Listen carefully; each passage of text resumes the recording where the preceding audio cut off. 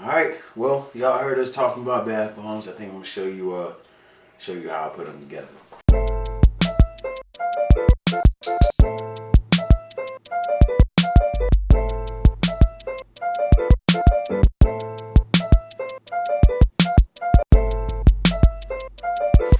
Make sure you visit www.boxerbombs.com, spelled exactly how it sounds, and check out the shop. A lot of people like bath bombs. Where we make ours, we make them for relaxation and moisturization. I'm learning a lot. Well, the whole team's learning a lot about skincare and things like that. So we actually make shea butter bath bombs, shea nut oil bath bombs, and we have CBD varieties, and we experiment with different essential oils all the time. Basically, your bath bombs are made with a single batch made with a cup of baking soda and a half cup of citric acid and half cup of Epsom salt. When you are ever dealing with acid, always be careful of your countertops. Not that citric acid is going to burn a hole in anything, but anything with acid in the name, just watch out for your stuff. It's better to be safe. Also, the reason I'm wearing gloves is because I like to mix with my hands and a fork. I suggest doing so. Make sure you get your consistency right.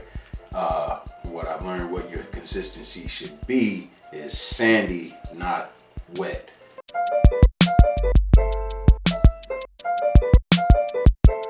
You always keep your dry and wet separate, and you get your wet situated, which is a tablespoon of the base oil blend, the shea nut oil, and I also use Jamaican black castor oil and aloe vera oil.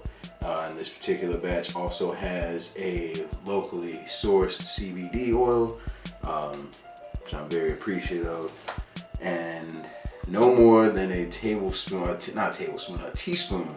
of water. More than a teaspoon of water is going to throw your balance off. It's going to make your mix wet, and the oil won't distribute well. And also, the main reaction in your bath bombs is going to be between the baking soda and the citric acid. So you do not mix them until you're ready to make your mix. If it's out of whack from the jump, it's going to be out of whack in the end. Your bath bombs won't necessarily hold form, blah, blah, blah. Be a lot of air bubbles in them. So everything, you just want to be careful. It takes a little time, but you know, it's worth it.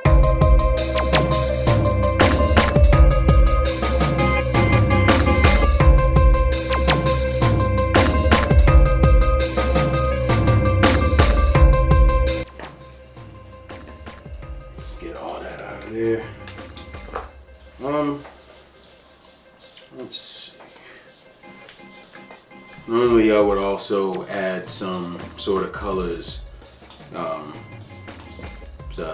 vegetable-based liquid soap dyes, but I'm just gonna stick with making this basic mix. The essential oils I'm using, wanted to kind of smell like a nice plant that you will walk into, or some fresh cut flowers or whatever. And I like herbs and things, so I got clary sage, rosemary, and basil.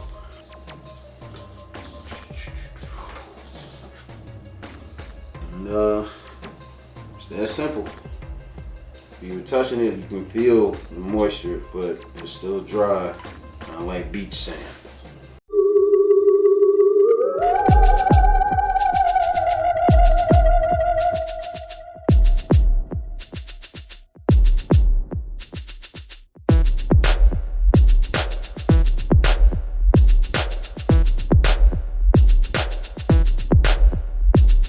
Valentine's Day, bitches.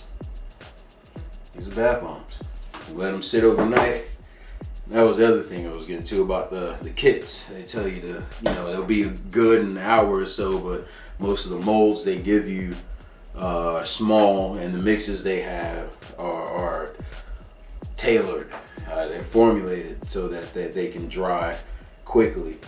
But when you're taking the time to put your ingredients together yourself, you need to let these sit overnight, at least 6 to 8 hours, 10 hours if you can, just to make sure it's dried through and through.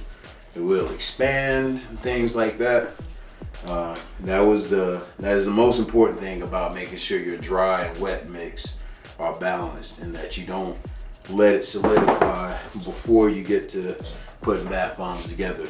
Because when you add the wet and start bubbling up, you'll start seeing big bubbles in your bath bombs while they're trying to dry and things. The excess moisture being pushed out and whatever else. I didn't pass chemistry. I just have fun with what I know. So, yeah, that's it. That's what we do. And again, boxerbombs.com, boxerbombs.com. I'm still working on the website, still working on building things, but we are definitely ready to sell. You can pick what we got on the site, or you can make up something yourself. And thanks for watching. Keep following Hip Hop for Breakfast, baby. We're going up and up with this. Peace.